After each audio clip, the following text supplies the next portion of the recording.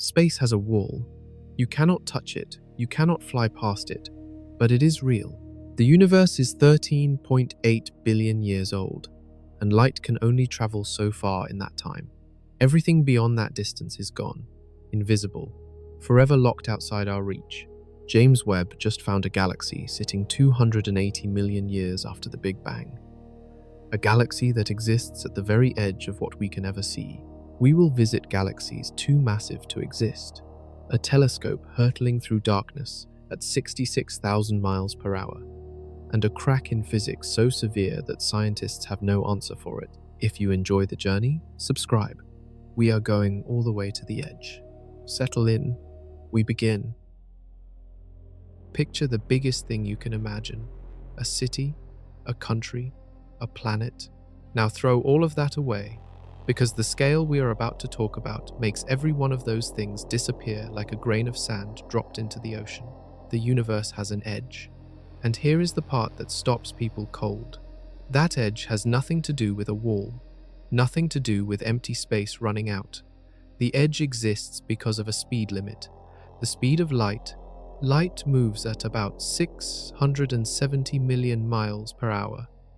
That sounds impossibly fast. And for anything on Earth, it is. Light crosses the entire United States in less time than it takes you to blink. But the universe is so enormous that even at that speed, light takes billions of years just to cross a fraction of it. Here is where it gets strange. The universe is 13.8 billion years old. That means light has had 13.8 billion years to travel. And that is exactly how far we can see. Every direction you look into the sky, you are seeing as far as light has been able to travel since the very beginning. That travel time creates a boundary, a horizon, a sphere of visibility roughly 93 billion light years across, with Earth sitting right at the center. Pause on that. 93 billion light years. 1 light year alone is about 6 trillion miles. The number becomes so large it stops feeling real. So think of it this way. If the entire observable universe were the size of the Earth, our whole solar system would be smaller than a single atom inside it. That is the scale we are working with. And right at the outer edge of that sphere, something waits. Ancient light. Light so old it left its source before our planet, our sun, or even our galaxy existed. That light has been flying through empty space for over 13 billion years, and we just caught it. But here is what makes this stranger than it sounds. The edge we are talking about is not the edge of the universe itself. Scientists believe the actual universe stretches far beyond what we can see, maybe infinitely far. The boundary is the edge of our knowledge, the edge of what light has had time to deliver to us. Everything beyond that horizon exists, almost certainly, but we will never see it. The information can never reach us. You are living inside a bubble of visibility, a cosmic window, and the window has a frame. Every telescope ever built has been an attempt to push that frame outward, to squeeze a little more information out of the dark. For decades, we pushed slowly. Each new discovery added a few million years to our view, then a few 100 million, then something changed. A machine launched into space on Christmas Day, 2021. It weighed as much as a school bus. It folded itself like origami to fit inside a rocket. And it traveled nearly 1 million miles from Earth to sit in permanent cold and darkness, aimed at the farthest reaches of everything we have ever known. That machine was the James Webb Space Telescope, and it did not just push the frame outward, it shattered it. What Webb found out there near that boundary forced scientists to rewrite their models of how the universe works.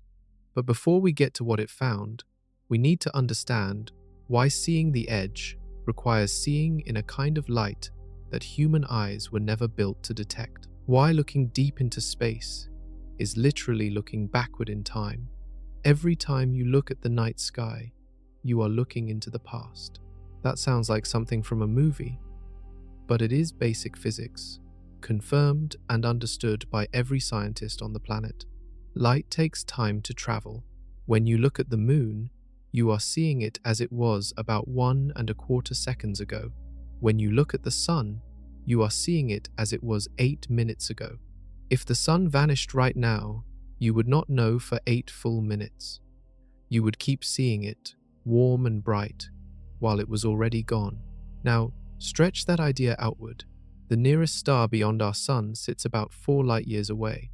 That means the light hitting your eyes from that star left its surface 4 years ago. You are seeing that star as it was 4 years in the past.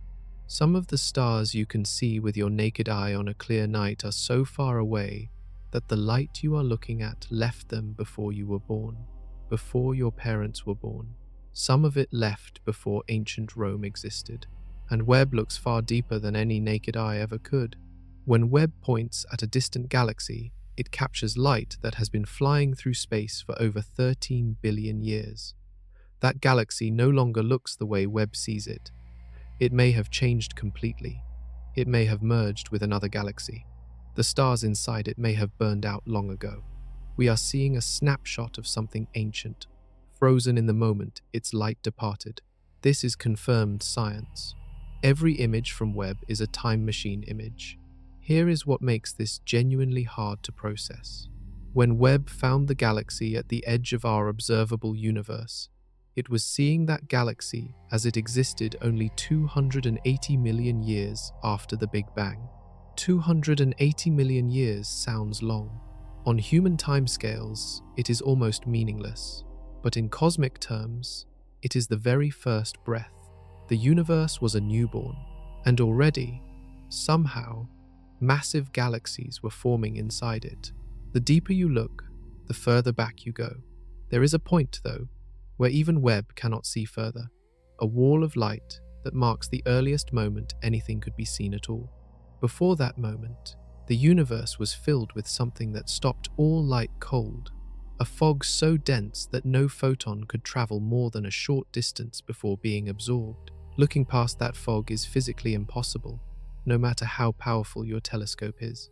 That fog is the reason Webb had to be built differently from every telescope before it. And understanding what that fog actually was changes how you see the entire history of the cosmos. What was hiding inside it is stranger than anyone expected. Go back to the very beginning. The Big Bang did not happen in one place. It happened everywhere at once. Space itself expanded from an incredibly hot, incredibly dense state. Everything we know, every atom, every particle, every force, all of it poured out of that first moment. In those first seconds, the universe was so hot that atoms could not form. Electrons were flying too fast to be captured by protons. The whole universe was a kind of plasma, a soup of charged particles crashing into each other constantly. And because of those constant collisions, light could not travel. Every photon slammed into a particle almost immediately. Nothing could get through.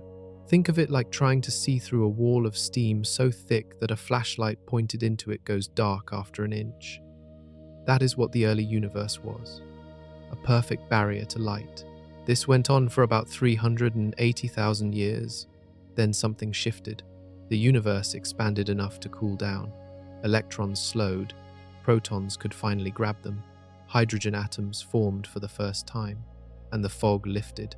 When the fog cleared, all that trapped light burst free at once. It flooded across space in every direction. Scientists call this the cosmic microwave background. It is the oldest light in the universe. It still exists today, stretched and cooled after 13.8 billion years of travel, now invisible to the naked eye, but detectable by specialized instruments. It is the afterglow of the Big Bang, and it is everywhere. But here is what matters for Webb. After the fog cleared, the universe entered what scientists call the Dark Ages. Stars did not exist yet. Galaxies did not exist yet. Just hydrogen gas, spread through the dark, slowly being pulled together by gravity. The first stars switched on somewhere between 100 and 200 million years after the Big Bang. And when they did, they began reionizing the leftover hydrogen fog, slowly burning holes through it. The universe became transparent bit by bit as those early stars and galaxies pumped radiation outward. This process is called reionization, and it means that during that era, the universe was still partly filled with hydrogen clouds that absorbed light. Specifically, they absorbed visible light, the short wavelengths that Hubble was built to detect. Those wavelengths got swallowed whole. Any galaxy forming inside those first few 100 million years would be invisible to a telescope built for visible light, completely hidden, shrouded by the remains of the original fog. The light from those galaxies did escape, but it changed along the way. It stretched, it shifted, it moved into a part of the spectrum that required an entirely different kind of eye to detect. And that brings us to a number that unlocks everything. The number is called redshift, and once you understand what it means, you will understand why Webb can see something that Hubble was completely blind to, and why the gap between those two telescopes is the gap between the known universe and the edge of time itself. Imagine a friend standing across a football field, blowing a whistle and walking away from you at the same time. As they move away, the sound waves from that whistle stretch out. They arrive at your ears slightly slower. The pitch drops. The whistle sounds lower than it actually is. This is called the Doppler effect, and you have heard it your whole life. Every time an ambulance siren changes pitch as it passes you, light does the same thing. When a galaxy is moving away from us, its light waves stretch. They get longer, and longer light waves move toward the red end of the spectrum. The faster a galaxy moves away, the more its light shifts toward red. The more it shifts, the higher its redshift number. Now here is the cosmic twist. Galaxies are not just moving through space. Space itself is expanding. The fabric of the universe is stretching, and galaxies are being carried along with it. The further away a galaxy is, the more space between us, and it has stretched, and the more its light has been shifted. A galaxy with a low redshift is relatively close. A galaxy with a very high redshift is very, very far and very, very old. The most distant galaxy Webb has found has a redshift of 14.44. That number means the light from that galaxy has been stretched to more than 15 times its original wavelength by the time it arrived at Webb's sensors. What started as ultraviolet light, invisible to human eyes on the high energy end, arrived at Webb as infrared light, invisible to human eyes on the low energy end. Human eyes see a thin slice of the light spectrum. We see what we call visible light, colors from red to violet, but the full spectrum is enormous.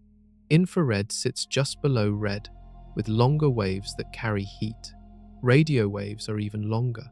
Ultraviolet sits above violet, with shorter waves carrying more energy. X-rays and gamma rays sit beyond that. The light from the oldest galaxies in the universe arrives at Earth as deep infrared. Your eyes cannot see it. A regular camera cannot capture it. Even the Hubble Space Telescope, one of the greatest scientific instruments ever built, operates mostly in visible and near-infrared light. It simply cannot reach deep enough into the infrared spectrum to catch these ancient signals. So, for decades, those galaxies hid. They were there. Their light was reaching Earth, but we had no instrument sensitive enough to see it. Every ancient galaxy sitting at the far edge of the observable universe was sending a message, and humanity lacked the radio to receive it. Webb changed that. But building a telescope sensitive enough to detect infrared light from 13 billion years ago required solving a problem that almost no one thought was possible. The telescope itself generates heat, and heat produces infrared radiation. Pointing an infrared telescope at cold, distant space while the telescope itself glows with warmth is like trying to hear a whisper while standing inside a jet engine. The engineers who solved that problem built something unlike anything launched before it. And where they chose to park, it tells you exactly how serious they were about seeing the edge. For over 3 decades, the Hubble Space Telescope was the most powerful eye humanity had ever aimed at the sky. Launched in April 1990, Hubble gave us images that changed how people think about the universe. The Hubble Deep Field image from 1995 pointed the telescope at a patch of sky so small it would be covered by a grain of sand held at arm's length. What came back was a picture containing nearly 3,000 galaxies, each one an entire island of billions of stars, sitting billions of light years away. It was a turning point. The universe was suddenly bigger, more populated, and more ancient than most people had ever imagined. Hubble followed that with deeper and deeper fields. Each image pushed the boundary of what we knew, and yet, despite everything it revealed, Hubble had a ceiling, a hard limit built into the way it was designed, and that limit meant the oldest, most distant objects in the universe were permanently out of its reach. Hubble detects light primarily in the visible and near-infrared spectrum. The instruments are optimized for the wavelengths human eyes can see, with a modest extension into slightly longer waves just beyond red. This was a deliberate design choice. Visible light carries huge amounts of scientific information, and most of the universe within Hubble's range glows brightly in those wavelengths. But the oldest galaxies in the universe do not. Their light has been redshifted so severely that by the time it reaches Earth, it sits deep in the mid-infrared range. Well, past anything Hubble's detectors can register.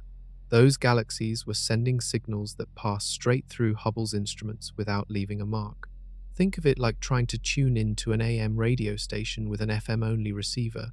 The signal is there, the broadcast is happening, but your hardware simply cannot pick it up. You sit in silence while the universe transmits. There is a second problem.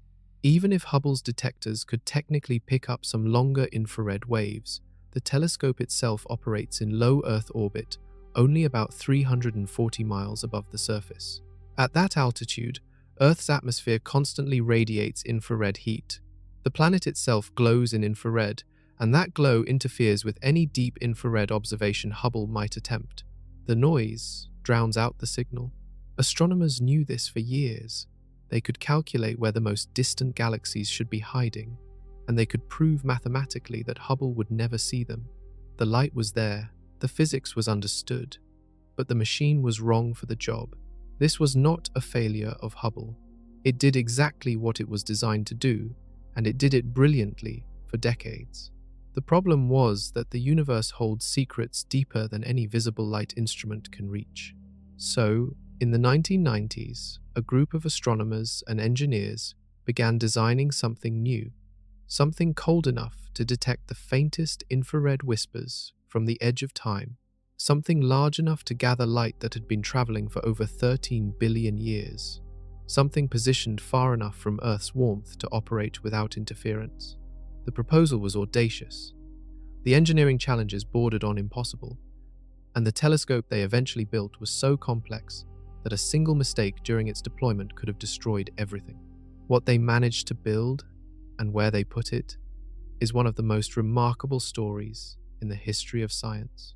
The James Webb Space Telescope was not built to replace Hubble. It was built to go somewhere Hubble could never follow. The engineers faced a problem that sounds almost absurd.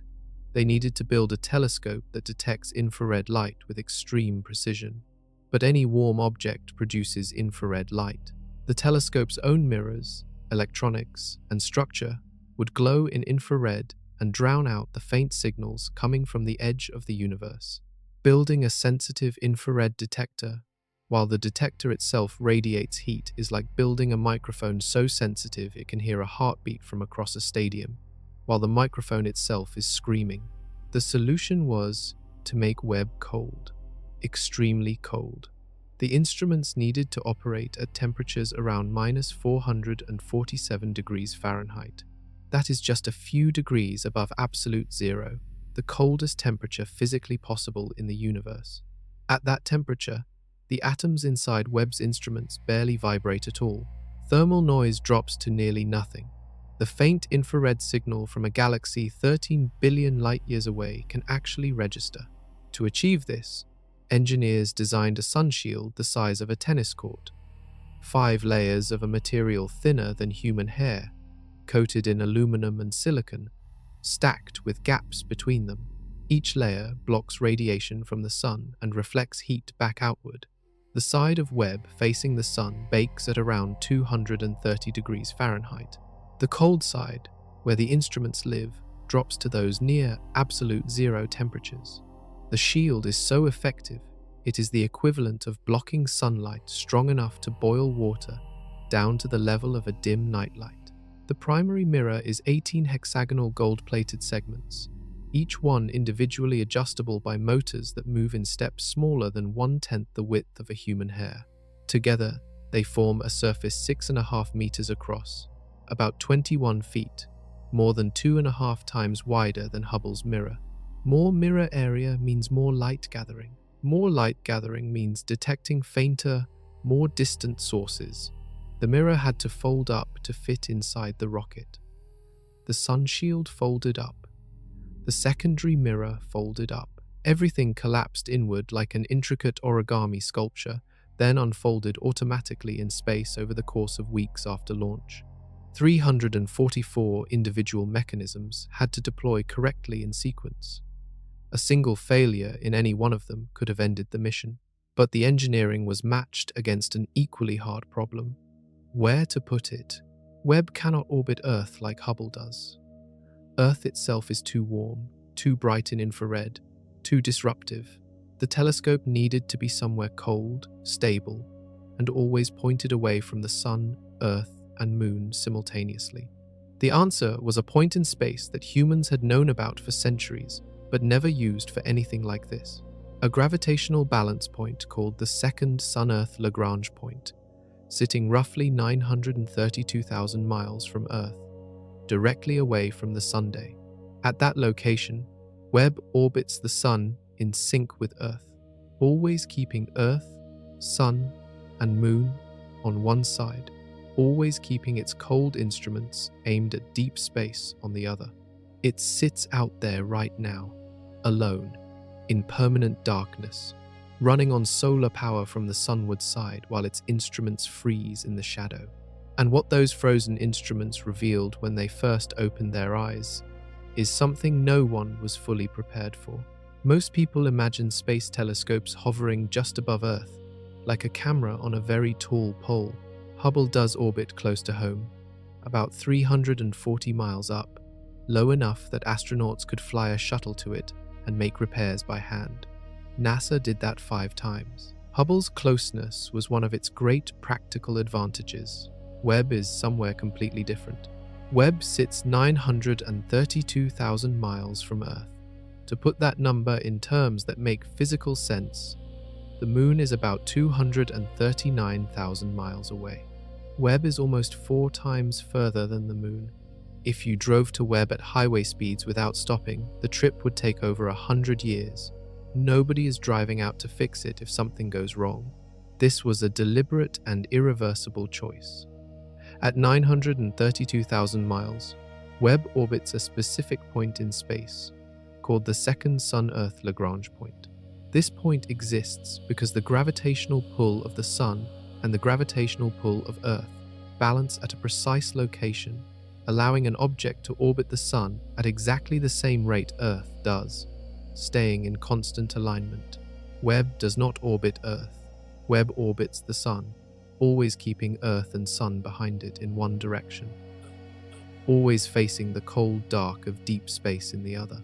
This alignment is essential.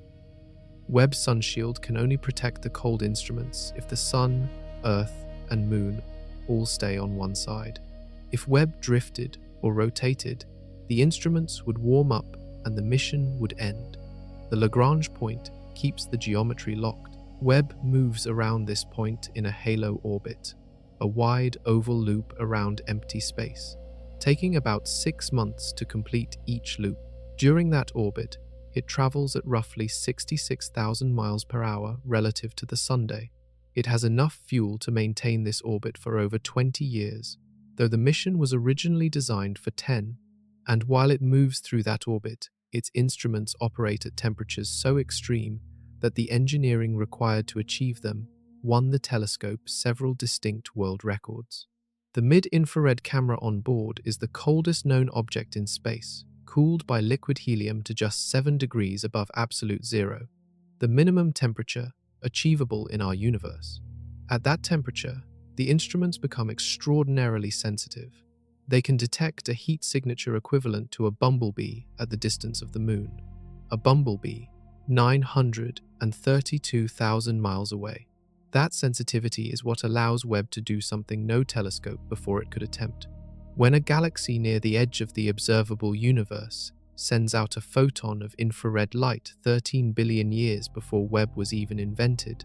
That photon crosses the entire universe, arrives at Webb's mirror, bounces through the optical system, and lands on a detector so cold and quiet that it registers.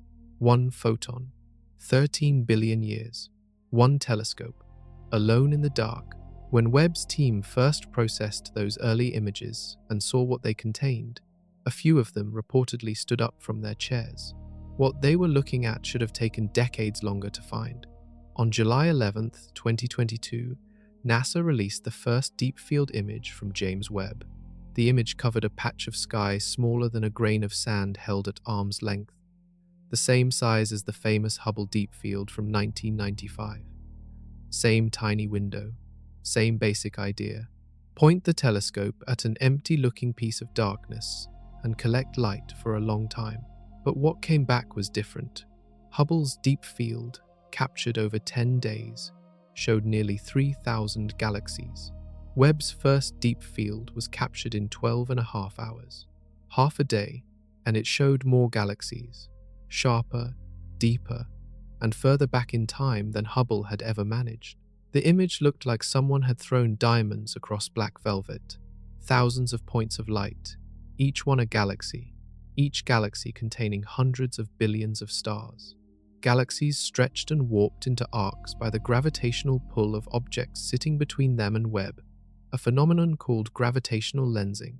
Galaxies so old and so far away that their light had traveled more than 13 billion years just to reach the mirror. Scientists studying the image found galaxies they expected to find, and then they found galaxies they did not expect. Objects sitting further back in time, brighter than they should have been, more organized than the models predicted. The very first image from Webb already contained anomalies, already contained hints that something about the early universe did not match what the textbooks said. One team noticed a cluster of surprisingly massive, well-formed galaxies sitting in the first billion years after the Big Bang. Galaxies that looked like mature, structured systems, when the models said they should still be chaotic clouds of gas. Astronomers began calling this pattern the early galaxy problem. Webb was finding things that formed too fast, grew too large, organized too quickly. The early universe, according to every simulation built over decades, should have been a messy, unstructured place where galaxies assembled slowly over hundreds of millions of years. Webb showed a different picture, and this was just the first image. Over the following months, teams around the world analyzed Webb data and kept finding the same surprise. Ancient galaxies, bright and massive, sitting at distances that required them to have formed extraordinarily fast. Scientists began submitting papers. Conferences shifted focus. The standard model of galaxy formation, built over decades of Hubble observations, started developing cracks, but no single discovery cracked it harder than the one that came next. A team hunting at the very edge of Webb's sensitivity found something. A faint smudge of light sitting at a distance that, when calculated, placed it further back in time than anything ever confirmed before. They ran the numbers twice, then again, then submitted the results for peer review. The galaxy was named JADESGSZ140, and confirming it required a kind of measurement so precise that a small error anywhere in the process would have sent scientists in the wrong direction entirely. What they found when the confirmation came back was something that rewrote the edge of the observable universe. Finding the most distant galaxy ever seen sounds like something that happens with a clear, dramatic moment.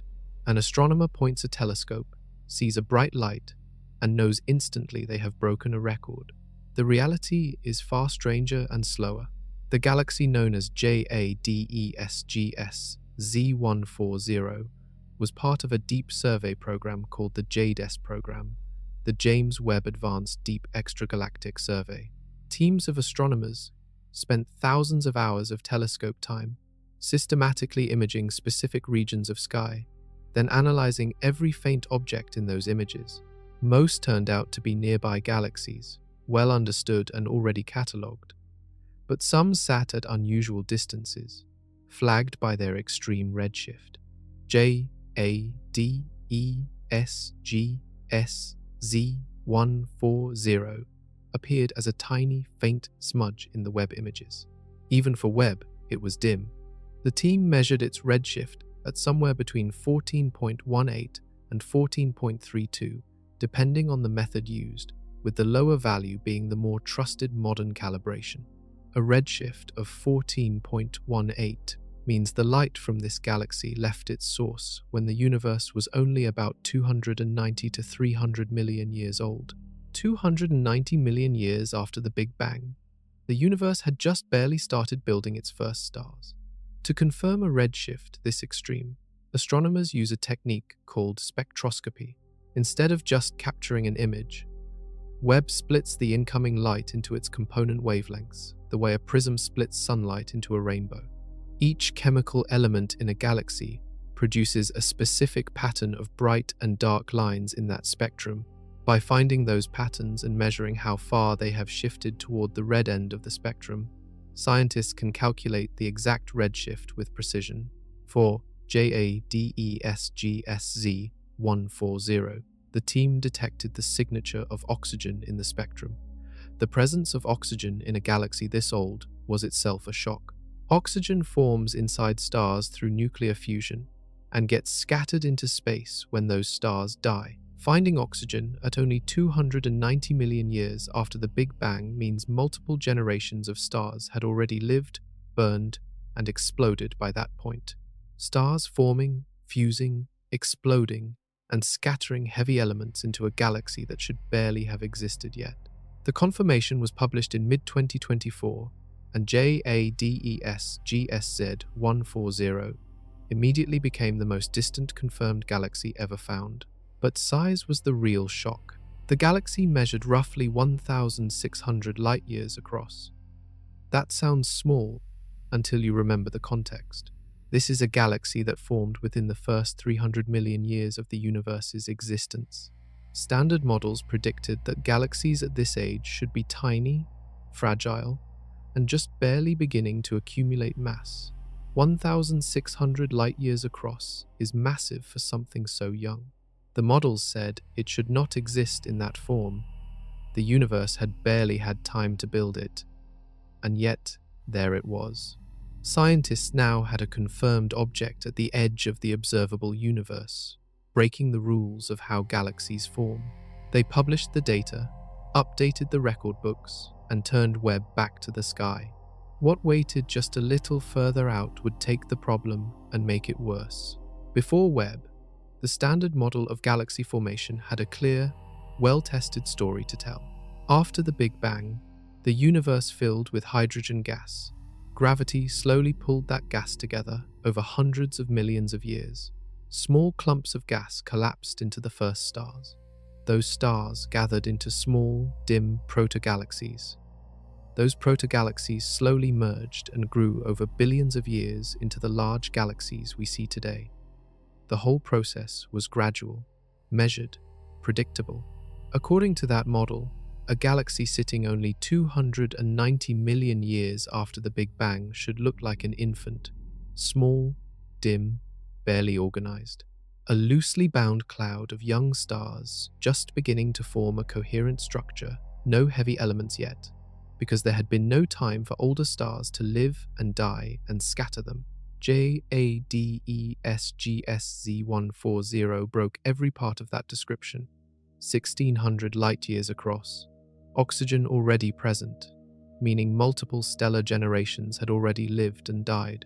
Bright, far brighter than models predicted for its age, and organized enough that its light output could be analyzed as a coherent system.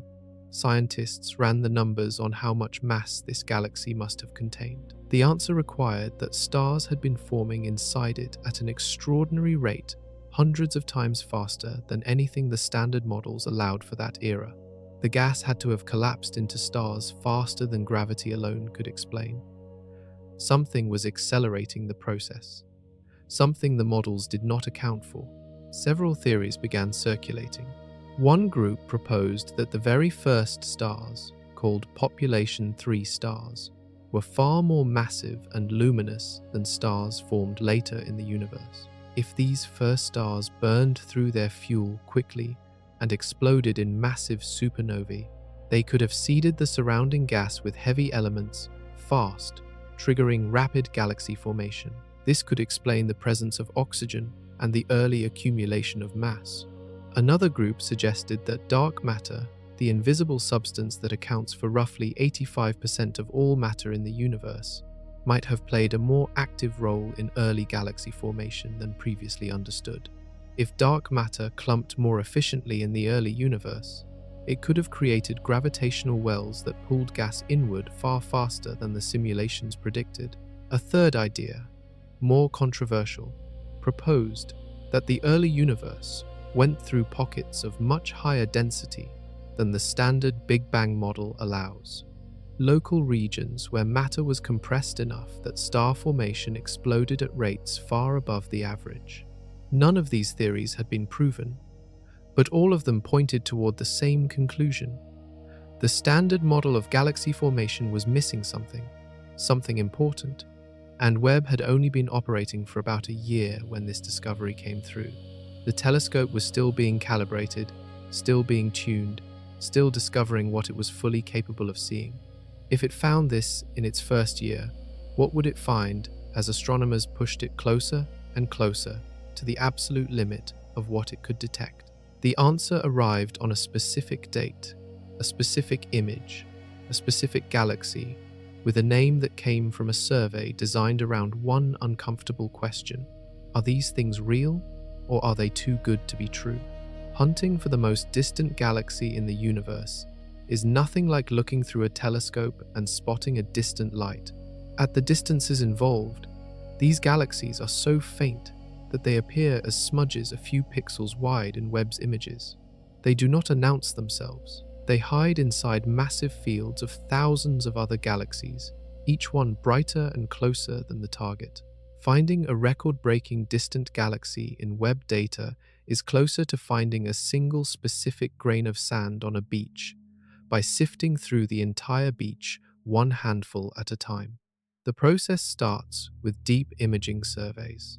Astronomers point Webb at a region of sky and collect light over many hours or days, building up enough signal to detect the faintest possible objects. These images are then processed through algorithms that identify every distinct point of light and measure its approximate redshift based on its color. Objects showing extreme redshifts get flagged for follow-up. The color method is called photometric redshift estimation. Webb observes through multiple filters simultaneously, each filter sensitive to a different slice of the infrared spectrum.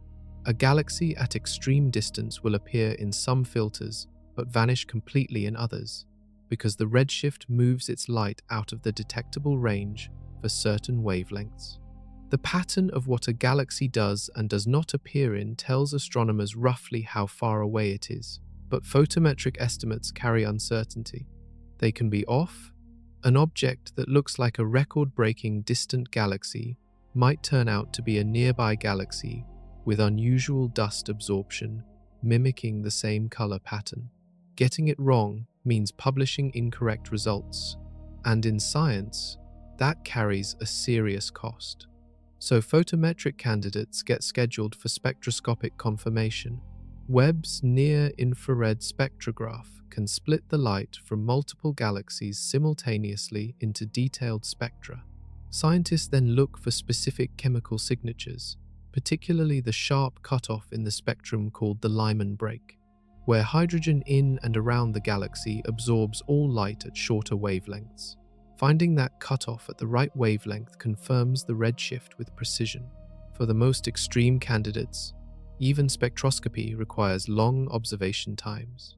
A galaxy at redshift 14 emits so little light by the time it reaches Webb that collecting enough photons to build a reliable spectrum can take many hours of continuous observation. The competition in this field is real.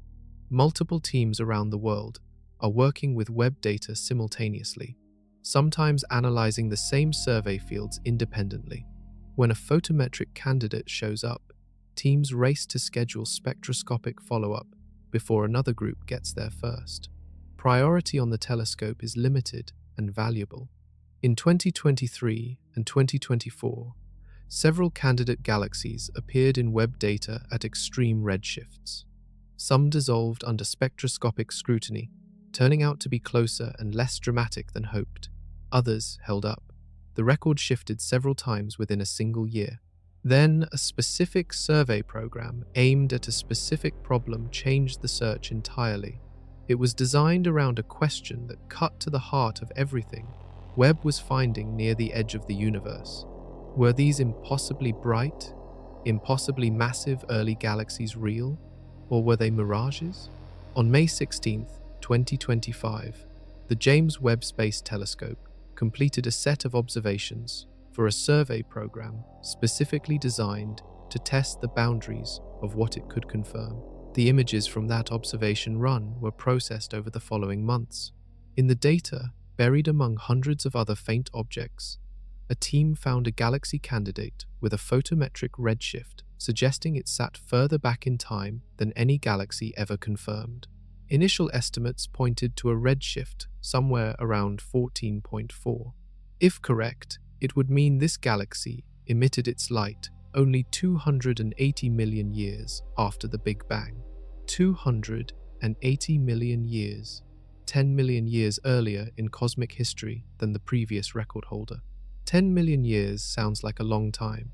In the full 13.8 billion year history of the universe, 10 million years is less than 0.1% of all of cosmic time. But at this end of history, near the first stars, 10 million years is enormous. The universe changes rapidly in its infancy. Finding something 10 million years older pushes the view back to a moment when the cosmos was even more chaotic, even less formed, even less understood. The team ran spectroscopic confirmation using Webb's near-infrared spectrograph.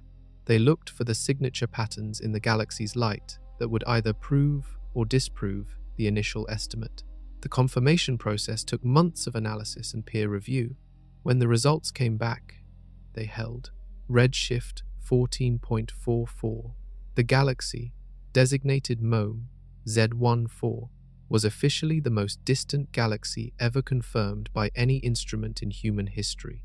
The discovery was published in the Open Journal of Astrophysics in early 2026. Standing back and looking at what that number means physically is almost dizzying. The light that Webb captured on May 16, 2025, had been traveling through space for roughly 13.5 billion years before it hit the mirror. For 13.5 billion years, that light crossed an expanding universe, passing through regions that now contain thousands of galaxy clusters, billions of stars, and everything humanity has ever observed. It crossed all of that and ended its journey in 12.5 minutes on a cold mirror, floating in permanent darkness near 1 million miles from Earth. The team that found it named it carefully. The name came from the survey that produced it, and the survey itself had a name that captured exactly what scientists were feeling every time Webb found another impossible galaxy near the edge of time. Mirage or miracle? The name was a scientific question, a genuine one, because what Webb was finding at these extreme distances was forcing a choice. Either these galaxies were somehow misidentified, optical illusions produced by data artifacts or unusual foreground objects, making them mirages, or they were real. And if they were real, then something fundamental about the way the universe forms galaxies is wrong. MOME Z14 was real, and that made it a miracle. In the scientific sense of the word, something that should not exist by our current understanding of physics.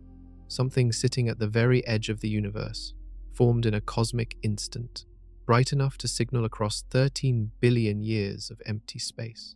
And the distance it traveled raises a question that should stop you cold. The name MOM Z14 packs a full scientific argument into 7 characters. MOME stands for mirage or miracle. The Z stands for redshift. The 14 refers to the approximate redshift value at the time of initial identification. Together, the name is a shorthand for the central question that motivated the entire survey program.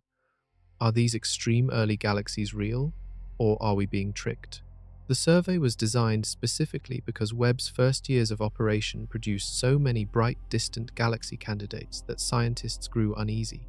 The standard models of galaxy formation predicted that galaxies at extreme distances should be faint, small, and rare. Webb was finding them bright, large, and far more common than expected. Either the models were badly wrong, or some of these candidates were not what they appeared to be.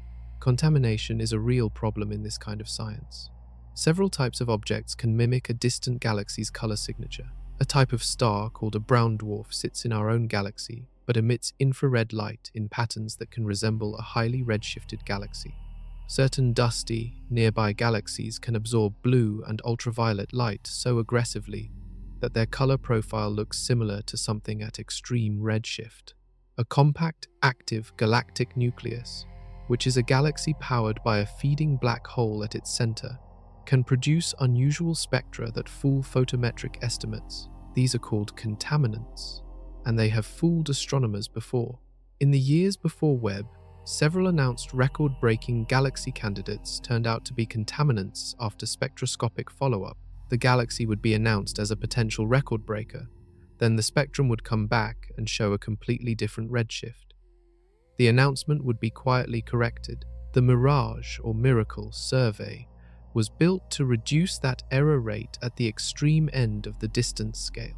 It combined deep imaging across multiple wavelength filters with a priority pipeline for spectroscopic confirmation on the most extreme candidates.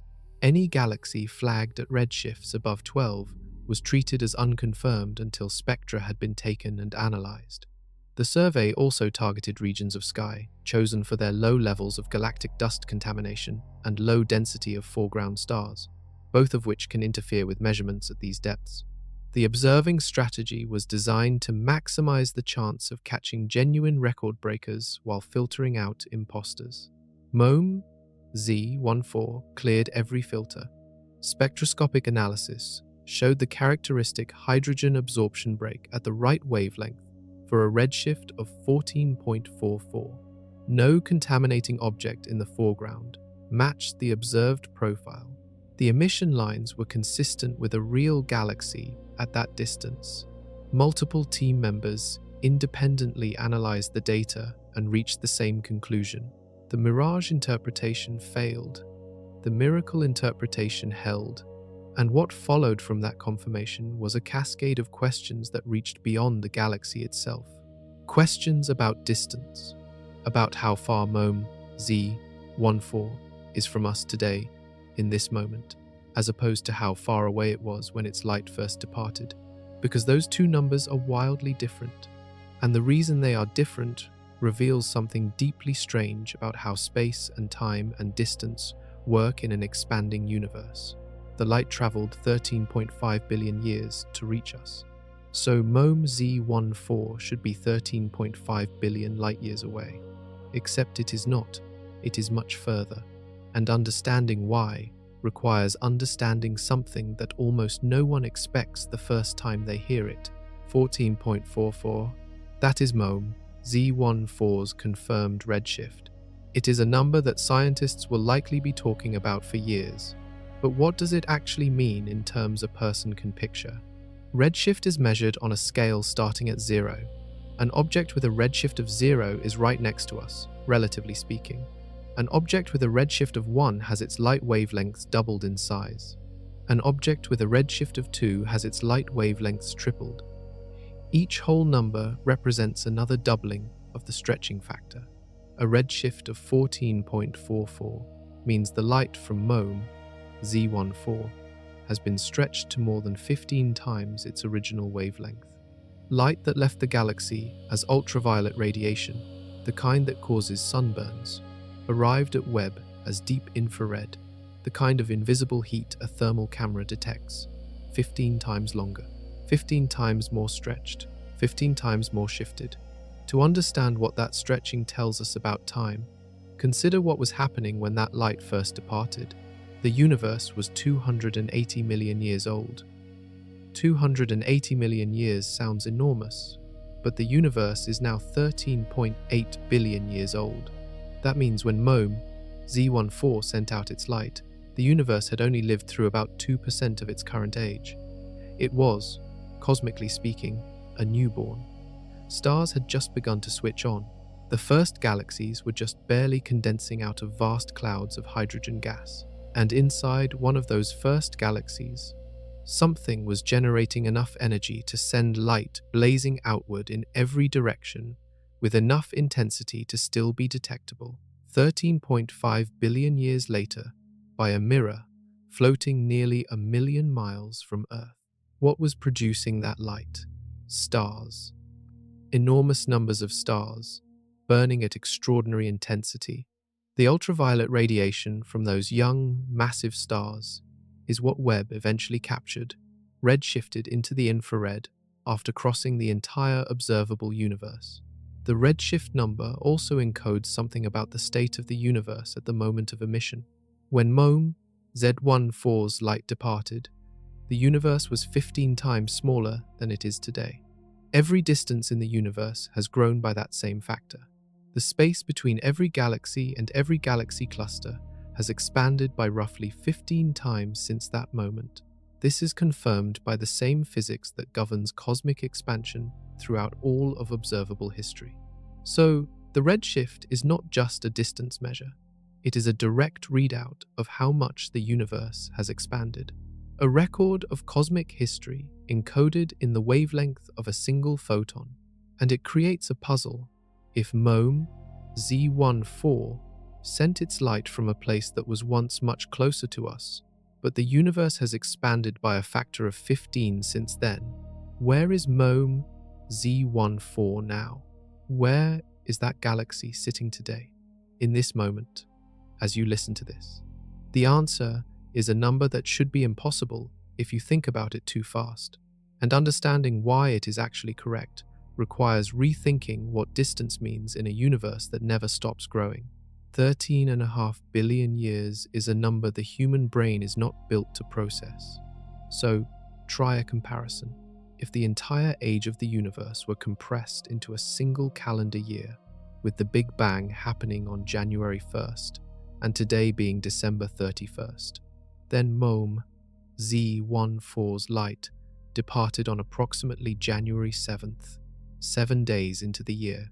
Everything that has ever happened in cosmic history since then, every star that ever burned, every galaxy that ever formed, every planet that ever spun, every moment of life that ever existed anywhere in the universe, all of that happened in the remaining 358 days.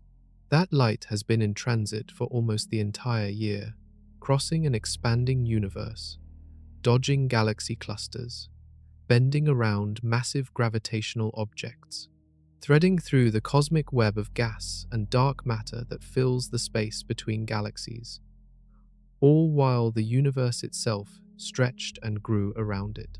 The photons that Webb captured on May 16, 2025, had never touched anything since leaving MOME Z14. They had traveled through perfect vacuum for 13.5 billion years, interacting with nothing, deflected by nothing, absorbed by nothing. They crossed a distance so vast that the civilization sending probes to other planets did not exist for 99.99% of that journey. Then they hit a gold-plated mirror the size of a dining room table, floating in the dark and registered on a detector cooled to 7 degrees above the coldest temperature in the universe. One photon carries almost no information. A handful of photons carries barely more.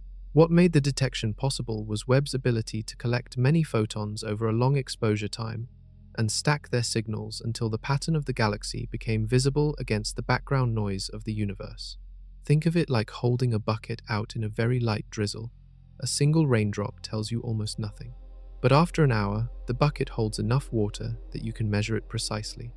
Webb held its bucket toward MOME Z14's tiny sliver of sky and waited while ancient photons drifted in one by one. The exposure times for spectroscopic confirmation of objects this distant run to many hours of continuous observation. During that time, Webb's mirrors must hold their alignment to within tolerances smaller than a human hair.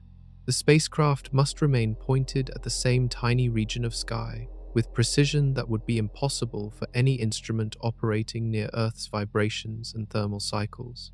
At 932,000 miles from Earth, in the cold, stable darkness of the Lagrange point, that precision is achievable.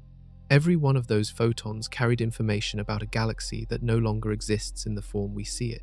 By now, MOME Z14 has had 13.5 billion years to evolve. It has likely merged with other galaxies. Its original stars have burned out. New generations of stars have formed and died inside it. The galaxy we see in Webb's image is a ghost, a photograph of something long since transformed, and where that ghost sits today, in the present moment, turns out to be one of the most counterintuitive facts in all of modern cosmology, because the place it once occupied is now much farther away than the light's 13.5 billion year journey suggests. How that gap opens up, and what it says about the nature of space itself, is about to change the way you think about distance forever. Here is the fact that stops almost everyone the first time they hear it. The universe is 13.8 billion years old. MOME Z14's light took 13.5 billion years to reach us. So, MOME Z14 should be 13.5 billion light-years away.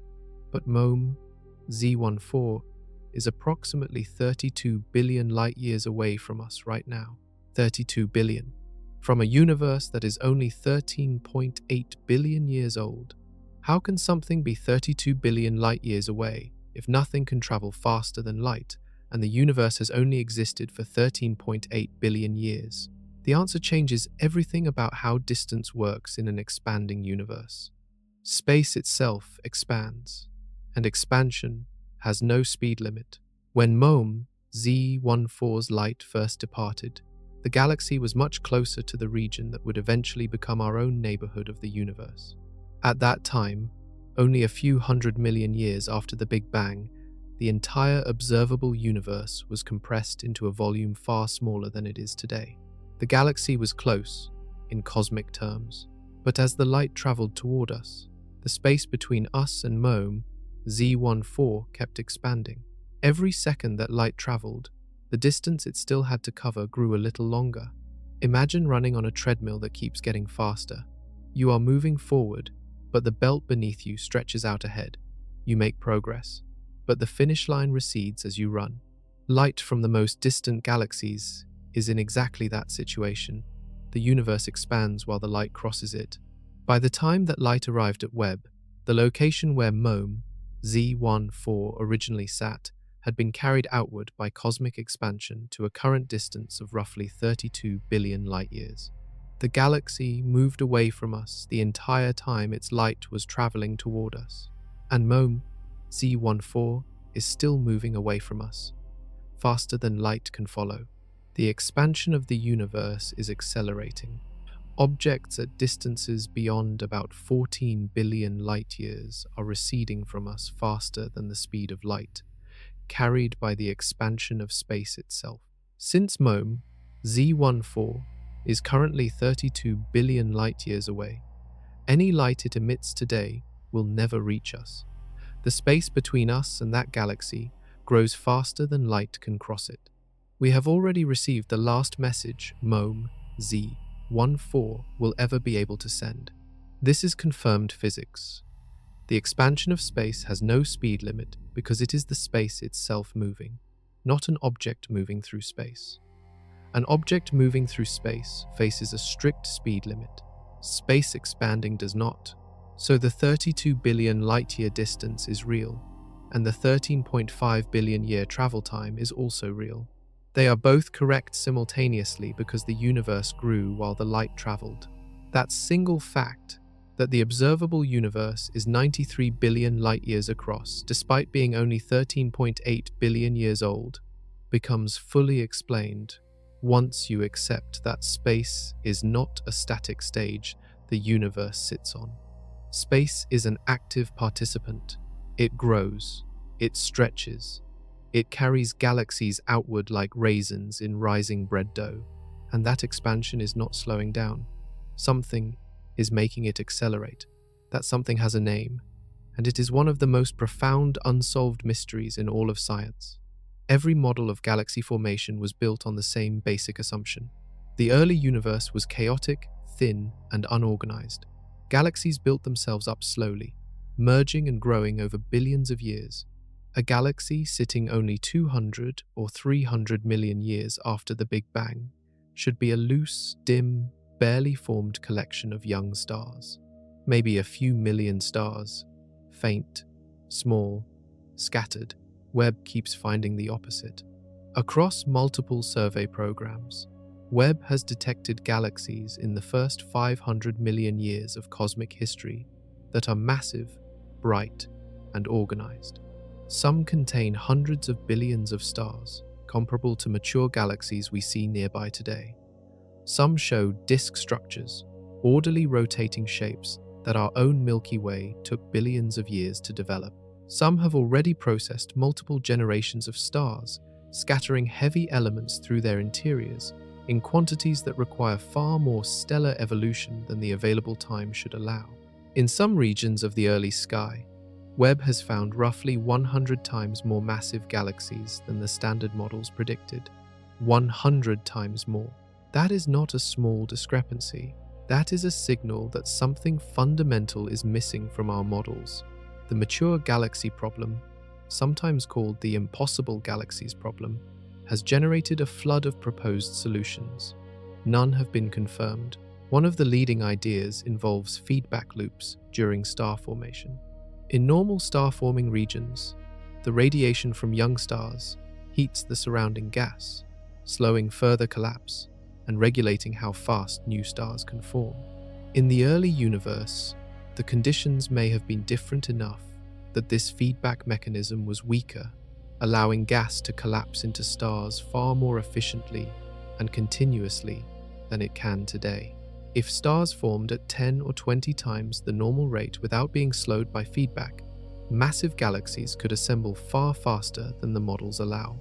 Another proposal involves the role of supermassive black holes. Most large galaxies today have a massive black hole at their center. As those black holes feed on surrounding gas, they release enormous amounts of energy that can both suppress and trigger star formation, depending on conditions. In the early universe, some physicists now suspect that rapidly growing black holes may have driven unusually intense bursts of star formation in the surrounding galaxy, compressing gas quickly into stars faster than any process seen in the modern universe. A third idea, more radical, suggests the problem may lie with the model of dark matter itself. The standard model assumes dark matter particles are cold and slow-moving. Cold, dark matter forms large structures first and small structures later, but a variation called warm, dark matter, with particles that move slightly faster, would form structures differently and might allow for the rapid galaxy assembly Webb is observing. The honest answer, the one scientists give in the papers and at conferences, is that we do not fully know. Webb has revealed that the early universe was a far more productive, far more organized place than we expected. Something powered that productivity. We have not found it yet, and the strangest part of this entire problem is that it connects to a completely separate crisis in cosmology, a crisis that Webb did not create, but has now made undeniable. A mathematical crack running through the foundation of everything we think we know about how fast the universe is expanding. That crack has been growing for years, and Webb just confirmed it goes all the way through. Something lit the early universe on fire. That is the only way to describe what Webb keeps finding. Galaxy after galaxy, sitting in the first few 100 million years of cosmic history, packed with stars that should not exist yet. The universe was barely out of its first breath, and already it was building structures that our best physics says should have taken billions of years to assemble. To understand how strange this is, think about a city. A real city takes generations to build. First, you need roads, then infrastructure, then buildings, then people, then institutions. The whole thing grows layer by layer over decades and centuries. You cannot skip steps. Galaxy formation was supposed to work the same way. Gas collapses. A few stars form. Those stars explode and enrich the gas. More stars form. Slowly, over hundreds of millions of years, a galaxy accumulates mass and structure. You cannot skip steps. Webb found cities with skyscrapers already standing before the roads were poured. The question scientists are now wrestling with is not whether these galaxies exist. Webb has confirmed them. The question is, what mechanism allowed the early universe to skip steps that every model says are mandatory? One answer involves star formation efficiency. In the modern universe, when gas clouds collapse to form stars, only about 1 to 2% of the available gas actually becomes a star. The rest gets blown back outward by the radiation and stellar winds from the newly formed stars. The process is self-limiting. Stars form, push back on their own supply of raw material, and slow the process down. In the early universe, the conditions were different in ways that matter enormously. The gas was colder in some regions, denser in others, and the first generation of stars had not yet polluted it with heavy elements that change how it cools and collapses. Some physicists now believe that star formation efficiency in the earliest galaxies may have reached 10, 20, or even 30%, many times higher than anything seen today. If that is correct, galaxies in the early universe could have assembled their stellar mass 10 to 30 times faster than our models assume, putting them within range of what Webb is actually finding. A second piece of the answer may involve cosmic filaments. The universe is structured like a vast web. Dark matter and gas flow along enormous thread-like filaments, connecting galaxy clusters, with vast empty voids between them. In the early universe, these filaments were narrower and denser, funneling gas toward forming galaxies at much higher rates than today. The raw material was arriving faster, and the galaxies could grow faster because of it.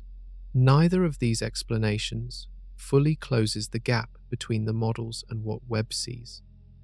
The numbers still do not add up cleanly. There is likely more than one mechanism at work, and at least one of them may involve physics that has not been fully described yet. What makes this more than an academic puzzle is the implication. If the early universe built galaxies faster than we understand, then our entire timeline of cosmic history may need revision. The history of when stars formed, when heavy elements spread through the universe, when conditions suitable for planets and chemistry appeared, all of it connects back to galaxy formation. Getting that timeline wrong means getting everything downstream of it wrong too. And downstream of galaxy formation is a problem so mathematically precise, so thoroughly confirmed by two independent telescopes that scientists can no longer quietly debate it behind closed doors. It is called the Hubble tension, and it means our map of the universe has two versions that refuse to agree. 380,000 years after the Big Bang, the universe did something it had never done before. It went quiet. For those first 380,000 years, the universe was a roaring plasma, a storm of charged particles colliding constantly, with light trapped inside like heat inside a sealed oven. Photons could not travel more than a short distance before being absorbed and re-emitted. The universe was opaque, dense, deafeningly loud in terms of electromagnetic energy.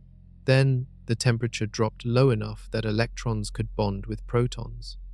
Hydrogen atoms formed across the entire universe in a cosmic moment that scientists call recombination. And the instant those atoms formed, the collision stopped. The plasma cleared.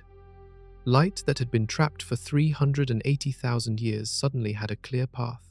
It flooded outward in every direction at once. An ocean of photons released simultaneously from every point in space, traveling outward in all directions into a universe that was finally transparent. That light still exists today. It has been traveling for 13.4 billion years since the moment it was released. The universe has expanded so dramatically since then that the light has cooled from the temperature of a star's surface to just 5 degrees above absolute zero. It has stretched from short, energetic wavelengths into long microwave wavelengths, completely invisible to the naked eye. but it fills the entire sky in every direction with uniform, ancient radiation. Scientists call it the cosmic microwave background. It was first detected accidentally in 1964 when two engineers at Bell Labs in New Jersey noticed an unexplained hiss in their radio antenna that appeared at the same intensity no matter which direction they pointed. That hiss was the echo of the Big Bang, arriving from every corner of the sky simultaneously. Mapping the cosmic microwave background in detail has been one of the most productive projects in the history of science. Tiny variations in its temperature across the sky, differences of just 100,000th of a degree, reveal the original density fluctuations in the early universe. Those fluctuations are the seeds that eventually grew into galaxies, galaxy clusters, and the entire large-scale structure of the cosmos. The cosmic microwave background is the oldest photograph of the universe in existence. It shows the universe as it was 380,000 years after the Big Bang, before any star or galaxy existed. Every galaxy Webb has ever imaged formed after this photograph was taken. But here is what makes the cosmic microwave background important for the story of MOME, Z14, and the edge of the observable universe. The cosmic microwave background marks a wall, a real observational limit. Beyond it, in the direction of even earlier times, the universe was opaque. No light escaped from before recombination. No telescope, no matter how powerful, can see past the cosmic microwave background into the first 380,000 years of cosmic history. That era is sealed behind a curtain of ancient plasma that cleared only once and left this single afterglow as its signature. MOME, Z14 sits just beyond the cosmic microwave background in time, in the era right after the fog lifted and the first galaxies began to form. Webb is seeing galaxies from the very first moments that galaxies were possible. But what lies behind the curtain, in the era before any light could escape, carries secrets that may never be unlocked, and the size of what we cannot see dwarfs everything we can. The cosmic microwave background is the furthest back in time we can ever see. Full stop. Before that 380,000 year mark, the universe was a sealed plasma. No light escaped. No signal propagated outward.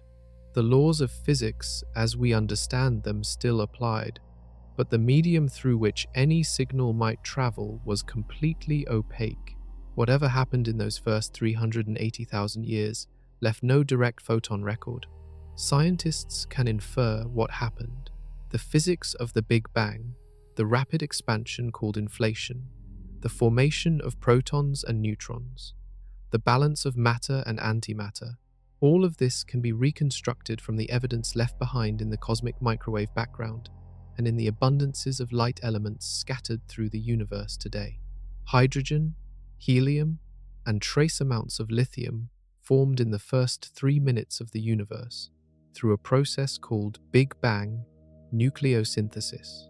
The ratios in which they formed match the predictions of the Big Bang model with extraordinary precision. So we know the story of those early moments through inference and physics, but we cannot see it directly. What we can say with confidence is that whatever exists in the regions of space beyond our observable bubble, beyond the 93 billion light-year horizon, it was seeded by the same Big Bang, shaped by the same physics, and emerged from the same initial conditions as everything we can see. There is no reason to believe different rules apply out there. The laws of physics appear to be the same everywhere within our observable universe, and the most basic principles of cosmology extend them uniformly beyond our horizon. But there is also no way to confirm that. The universe beyond our cosmic horizon is causally disconnected from us. Events happening there right now cannot affect us, and we cannot affect them. No signal can bridge the gap. The expansion of the universe is carrying those regions away from us faster than light can travel, so the information barrier is permanent. We are sealed inside our observable bubble by physics itself, with no technical solution possible regardless of how advanced civilization might become. If you wanted to send a probe to the edge of the observable universe and receive a signal back, The math is brutal. The edge is receding faster than any signal could travel. You could launch a probe at the speed of light, and it would never reach the boundary, because the boundary itself moves away faster than light can follow. The observable universe is not a destination. It is a growing gap between what the universe is and what we will ever be allowed to know about it. For some scientists, this is the most unsettling fact in all of cosmology. We live inside a finite bubble of knowable reality, surrounded by an expanse of unknown size that follows the same physical laws, contains matter and energy, and likely galaxies and stars, but remains permanently beyond reach. We share a universe with regions we will never contact, never observe, and never influence. And the universe itself keeps expanding, which means that bubble is changing. Galaxies that are currently at the edge of our observable universe are slowly sliding toward the horizon. Eventually, they will cross it and vanish from our view forever. That future is already in progress, and the rate at which it is happening is one of the most disturbing things Webb has confirmed. 93 billion light-years. That is the diameter of the observable universe, the full width of the sphere of visibility that surrounds Earth in every direction. Every galaxy ever imaged by every telescope ever built sits inside that sphere. Every photon ever captured by human instruments originated within it. Everything we have ever known about the cosmos comes from inside that boundary. To picture it, imagine standing in the center of a perfect sphere. Every direction you look, the sphere extends outward to the same distance. You are at the center because light from all directions has had exactly the same amount of time to travel toward you since the Big Bang. The sphere is not centered on Earth because Earth is special. It is centered on Earth because Earth is where the observers are. Any civilization, anywhere in the observable universe would see their own sphere of the same size, centered on themselves. Every observer in the universe is at the center of their own observable bubble, and every bubble contains a unique set of galaxies that no other observer can fully share. This is confirmed cosmology, and it is deeply strange once it sinks in. The sphere is 93 billion light-years across, despite the universe being only 13.8 billion years old, because, as covered in the last chapter, space has been expanding the entire time light traveled. The current distance to the cosmic microwave background, the oldest observable surface, is about 46 billion light-years in each direction, double that for the full diameter. Inside that 93 billion light-year sphere sits an estimated 2 trillion galaxies. 2 trillion, each one containing hundreds of billions to several trillion stars. The numbers become so large they stop carrying meaning. So consider just this. The observable universe contains more stars than there are grains of sand on every beach and desert on Earth, by a factor of roughly 10,000. And this is just the observable part, just our bubble. Webb has now pushed to within 280 million years of the Big Bang in terms of what it can see. It has imaged objects sitting within a small fraction of a percent of the cosmic microwave background wall. The slice of cosmic history between MOMEM, Z14, and the cosmic microwave background, that thin remaining gap between the first galaxies and the first light, represents the absolute frontier of observable time. What lives in that gap is what the next generation of observatories will be built to find.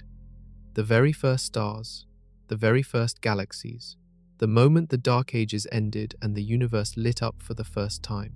But before those observatories launch, Webb has already handed scientists something they did not ask for and are not sure how to handle. Something about the shape of the universe itself. The universe appears to be flat, geometrically flat, and if that is truly what it is, then everything we just said about the observable universe being 93 billion light-years wide becomes a statement about a bubble sitting inside something far, far larger, possibly infinite. And infinite carries consequences that are genuinely hard to sit with. Space can be curved. This is not a metaphor. It is a measurable physical property. Space can curve back on itself the way the surface of a ball curves, so that if you traveled in a perfectly straight line long enough, you would eventually return to where you started. This is called positive curvature. Space can also curve outward like the surface of a saddle, expanding away from itself in all directions, so that parallel lines diverge. This is called negative curvature. Or, space can be flat, with parallel lines staying exactly parallel forever and geometry working exactly the way you learned in school. All three are mathematically valid models of the universe. The question of which one is real comes down to measurement. The cosmic microwave background gives scientists the sharpest possible tool for measuring cosmic curvature. The tiny temperature fluctuations across the cosmic microwave background are sound waves frozen in the early universe plasma, and the size of those frozen waves acts like a ruler. Measuring the apparent size of those fluctuations across the full sky and comparing it to the predicted size tells scientists whether space is bending the light that carries the information to us. If the universe were positively curved, those fluctuations would appear slightly larger than predicted. If negatively curved, slightly smaller. If flat, exactly as predicted. Every precision measurement ever taken points to flat. The universe shows no detectable curvature to the limits of our best instruments. The geometry of space, on the largest measurable scales, is Euclidean. Parallel lines stay parallel. Triangles have interior angles that add up to exactly 180 degrees. Space does not bend back on itself. This one measurement carries an enormous implication. If the universe has zero curvature, there is no geometric reason for it to have a finite size. A ball has positive curvature and a finite surface area. A flat plane has zero curvature and extends infinitely. A flat universe, by the same logic, is consistent with being infinite in size, and infinite means the universe keeps going forever beyond our observable bubble, with no edge, no wall, no end. To the limits of our measurement, space stretches infinitely in every direction. Our 93 billion light-year observable bubble is a tiny, finite window inside something that may have no boundary at all. The part we can see is not even a rounding error in the full expanse of what exists. Some physicists find this result clean and satisfying. An infinite universe has a kind of mathematical elegance. It requires no explanation for why the universe stopped at a particular size. It just goes. Others find it deeply uncomfortable. An infinite universe raises questions that science currently has no method to answer. And one of those questions is the one that keeps appearing in theoretical physics papers, in late-night conversations between cosmologists, and now in the data coming back from Webb. If the universe is truly infinite, and if the same physical laws and the same initial conditions applied everywhere, then by pure statistics, every possible arrangement of matter that can exist must exist somewhere, including arrangements identical to the one you are part of right now. That implication sits at the base of one of the most controversial ideas in modern physics, and it follows directly from the geometry of the cosmos. If the universe is infinite, and the laws of physics are the same everywhere, then the following is almost certainly true. Somewhere, very far away, a version of you is listening to a different channel. Somewhere else, a version of you made a different choice this morning. Somewhere else, Earth formed without life. Somewhere else, it formed with life so different from ours that the comparison would be meaningless. This is not fantasy. This is a direct mathematical consequence of infinite space combined with finite arrangements of matter. Here is the logic. Matter arranges itself in patterns. Every possible pattern of particles in a given region of space is a configuration. The number of possible configurations in a region the size of our observable universe is enormous, but it is finite. There are only so many ways to arrange the matter and energy inside a 93 billion light-year sphere. That number, while incomprehensibly large, has a definite ceiling. If space is infinite, then there are infinitely many regions of the universe, the size of our observable bubble, each one containing its own arrangement of matter. With infinite regions and only a finite number of possible arrangements, every arrangement must eventually repeat. Somewhere out there, the exact same arrangement of particles that produced our solar system, our planet, and every person on it has to occur again. and again, infinitely many times, the nearest copy of our observable universe, by some calculations, would sit at a distance so far beyond our cosmic horizon that writing the number of light years would require more digits than there are atoms in our observable universe. It is unreachably, incomprehensibly distant. But in an infinite universe, distance becomes almost irrelevant as a concept, because everything possible is happening somewhere, separated only by space we can never cross. This idea is called the Level 1 multiverse by cosmologist Max Tegmark, who mapped out different types of potential multiverses based on physics rather than speculation. It does not require new physics, extra dimensions, or any modification to existing science. It requires only that the universe is flat and infinite, which the data currently supports. The uncomfortable part is that this prediction is untestable. We cannot see past our cosmic horizon.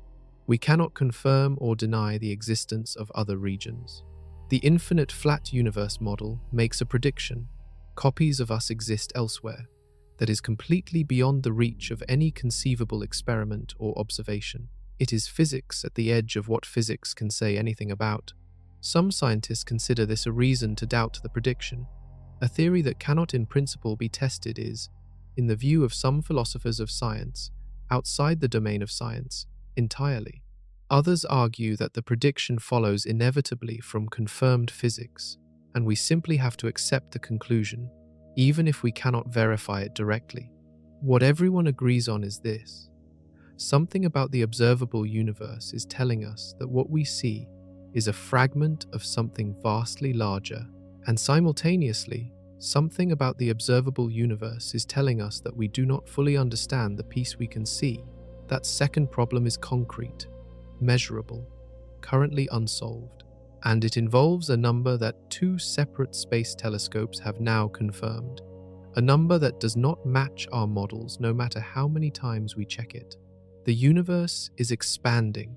That much has been confirmed since the 1920s, when Edwin Hubble first measured that distant galaxies are moving away from us, and the further away they are, the faster they move.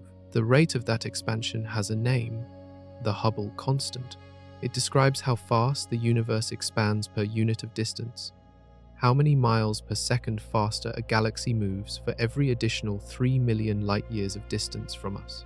Getting an accurate value for this number is one of the most important measurements in all of cosmology, because it feeds into calculations of the universe's age, size, and ultimate fate.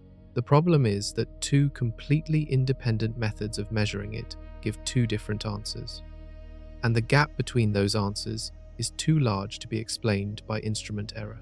The first method looks at the early universe. Scientists analyze the cosmic microwave background, the ancient afterglow of the Big Bang, and use the physics of that early plasma to calculate how fast the universe should be expanding today, given how it started. This method, based on data from the Planck satellite mission, gives a Hubble constant of around 67 kilometers per second per megaparsec. The second method looks at the local universe. Scientists measure the distances to nearby galaxies using a chain of distance indicators, starting with pulsating stars called Cepheid variables, then extending outward using exploding stars called Type 1a supernovae as standard candles. This method consistently gives a Hubble constant of around 73 kilometers per second per megaparsec, 67 versus 73, a difference of about 8%. That gap sounds small, but in cosmology it is enormous.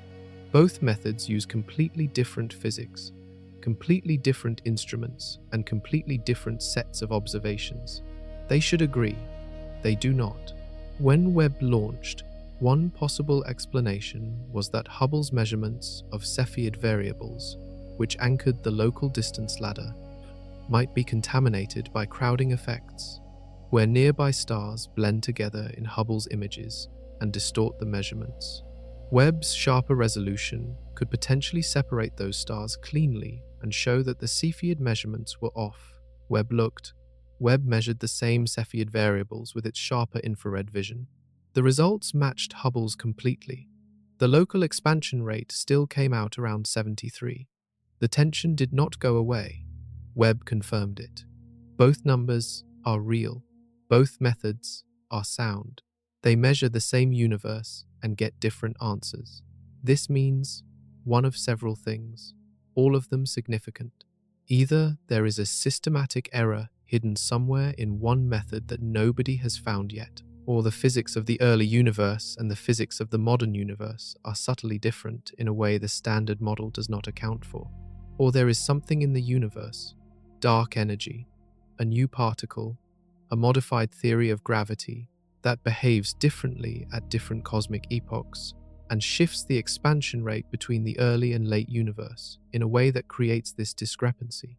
Scientists call the last possibility new physics, and finding new physics would mean rewriting the standard model that has governed cosmology for decades. It would be the biggest shift in our understanding of the universe since Einstein. The tension has been building for years. Webb sealed it. The crack is real, and nobody knows what caused it. The Hubble tension is not a small problem waiting for a small fix. Every reasonable source of error has been examined. The measurements have been independently replicated. Webb confirmed the local side of the tension using completely fresh observations with a different telescope. The gap persists, which means the gap is real, and a real gap between two confirmed measurements of the same physical constant is a signal that something is missing from our understanding of how the universe works. To appreciate the weight of that statement, consider what the standard model of cosmology actually is. It is a framework called lambda CDM, which stands for lambda, representing dark energy, and CDM, representing cold dark matter. This model describes the content, history, and evolution of the universe from fractions of a second after the Big Bang to the present day. It predicts the cosmic microwave background temperature fluctuations with stunning precision. It predicts the large-scale structure of galaxy clusters. It predicts the abundance of light elements. On virtually every test applied to it over several decades, it has performed extraordinarily well. The Hubble tension is one of the first confirmed cracks in that otherwise robust framework. Several proposed solutions exist, and all of them involve physics beyond what the standard model currently contains. One proposal involves early dark energy. Dark energy is the name scientists give to the force driving the accelerating expansion of the universe. In the standard model, dark energy is constant throughout cosmic history, a fixed energy density of empty space. But what if dark energy was more intense in the early universe, before the cosmic microwave background was formed, and then dropped to its current lower level? An early burst of dark energy could have changed the expansion rate in the early universe, shifting the prediction from 67 upward towards 73 and resolving the discrepancy. Early dark energy models exist, and some fit the tension, but they create new tensions elsewhere in the data that have not been resolved. Another proposal involves new particles in the early universe. A hypothetical particle called an early dark energy particle, or a variation on standard neutrino physics, could have briefly dominated the energy budget of the early universe and changed the expansion dynamics before decaying away. These models are being actively tested against Webb data right now. A third possibility is more radical. Some physicists have suggested that our local neighborhood of the universe, the region within a few 100 million light-years of Earth, might be slightly less dense than the surrounding cosmos. If we live inside a cosmic underdense region, sometimes called a void, the local expansion rate would appear higher than the global average, explaining why local measurements give a higher number than early universe measurements. This idea is controversial, and the evidence for a void of the necessary size is disputed.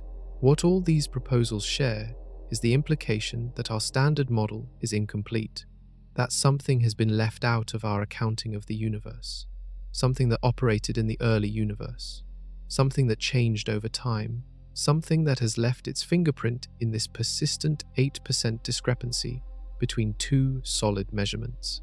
Finding that missing piece would be the biggest advance in fundamental physics since the discovery of dark energy itself in 1998. and Webb is the most powerful instrument ever built for probing the physics of the early universe. If the answer is out there in the light from the first galaxies, Webb is the one looking for it. Imagine the universe as a loaf of raisin bread rising in an oven. The raisins are galaxies, the dough is space. As the bread rises, the dough expands in every direction, and every raisin moves away from every other raisin. A raisin sitting close to another moves away slowly because there is not much dough between them expanding. A raisin sitting far away moves faster because there is more dough between them stretching simultaneously. Now imagine the oven keeps getting hotter and the bread keeps rising faster and faster. The raisins are not moving through the dough. The dough itself is expanding, carrying them apart. This is what cosmic expansion looks like from inside. From Earth's perspective, every galaxy is moving away from us. The further it is, the faster it recedes. At a specific distance, somewhere around 14 billion light-years, galaxies are receding at exactly the speed of light. Beyond that distance, they recede faster than light. This does not violate the rule that nothing can travel faster than light. That rule applies to objects moving through space. Galaxies beyond our cosmic horizon are not moving through space at superluminal speeds. The space itself between us and them is expanding at superluminal rates. The distinction is technical, but real and confirmed by general relativity. What it means practically is that galaxies beyond roughly 14 billion light-years are permanently beyond our reach. We can still see some of them because their light was emitted when they were closer to us and has been traveling toward us since, the same way MOME Z14's light did. But any signal we send toward them now will never catch them, and any light they emit today will never reach us. The universe is not just large, it is actively becoming unknowable in real time, and it is speeding up. In 1998, two independent teams of astronomers studying distant supernovae made the same shocking discovery. The expansion of the universe is not slowing down under gravity as everyone expected. It is accelerating. Something is pushing space apart with increasing force over time. Scientists named this force dark energy, a placeholder for something whose nature remains entirely unknown. Dark energy makes up roughly 68% of the total energy content of the universe. It is the dominant component of everything that exists, and we have no idea what it is. We know it acts like a pressure built into the fabric of space, pushing outward as the universe expands, maintaining roughly constant energy density even as space grows. Every new cubic mile of space that comes into existence contains the same amount of dark energy as every old cubic mile. This causes the acceleration to compound over time. The consequence for the observable universe is stark. As dark energy drives faster and faster expansion, more and more galaxies cross our cosmic horizon and vanish from view. The observable universe is slowly emptying. The galaxies we see at the edge today will eventually redshift so severely that their light fades below any possible detection. On timescales of trillions of years, a civilization in a future Milky Way would look out at a universe that appears almost empty, with no evidence that the trillions of galaxies we observe today ever existed. The universe is revealing itself to us in the one window of time when the view is still possible, and Webb is using every second of that window. Every galaxy at the edge of the observable universe is slowly going dark. This is not a metaphor. It is a physical process happening right now, unfolding over billions of years, driven by the same accelerating expansion that Webb has confirmed throughout its observations of the distant universe. Consider what happens to light as the source recedes at increasing speed. The light gets more and more redshifted. Wavelengths stretch longer and longer. The photons arrive less frequently as the source moves farther away. The signal grows fainter and the wavelengths grow longer, eventually stretching beyond any detector's range. The galaxy does not explode or disappear. It simply fades below detection, redshifted into silence. For galaxies near our current cosmic horizon, this process is already underway. Some of the objects Webb has detected at extreme redshifts are already near the edge of detectability, not because they are faint galaxies, but because they are so redshifted that only a narrow band of their light spectrum falls within even Webb's extraordinary range. Push the expansion forward by another billion years, and those objects would shift further still. Astronomers have calculated that the Milky Way, the Andromeda galaxy next door, and a small cluster of local galaxies gravitationally bound together, called the local group, will eventually be the only galaxies remaining visible to any future telescope. Every other galaxy in the 2 trillion currently observable will have crossed the cosmic horizon and vanished. Their light stretched to wavelengths too long to detect, their recession speed too great for any future photon to bridge. The timescale is vast, hundreds of billions of years from now, far longer than the current age of the universe. But the direction is set and the physics is confirmed. Right now, today, we live in the era of maximum astronomical richness. The universe is old enough that galaxies have formed, evolved, and spread across 2 trillion islands of stars. And it is young enough that the expansion has not yet swept the majority of them beyond the horizon of visibility. Civilizations that arise much later in cosmic history, if any do, will inherit a cosmos that looks nearly empty, with no evidence in the sky of the extraordinary universe that preceded them. Every Webb image of the distant universe is, in a sense, a preservation project, a record of a universe that is slowly becoming invisible to itself. But before this story closes on the fading edge, there is one more idea that Webb's observations have pushed back into scientific conversation. An idea that sounds like it belongs in a science fiction novel, but which carries serious mathematical backing from physicists who have spent careers working on it. The idea that our universe is sealed inside something else, something whose boundary we cannot see or probe, something that contains our entire cosmos, the way a container holds a bubble, a higher dimensional black hole. And the evidence Webb has found near the cosmic edge has given this theory unexpected new traction. A black hole forms when enough matter collapses into a small enough space that gravity becomes so intense that nothing, not even light, can escape.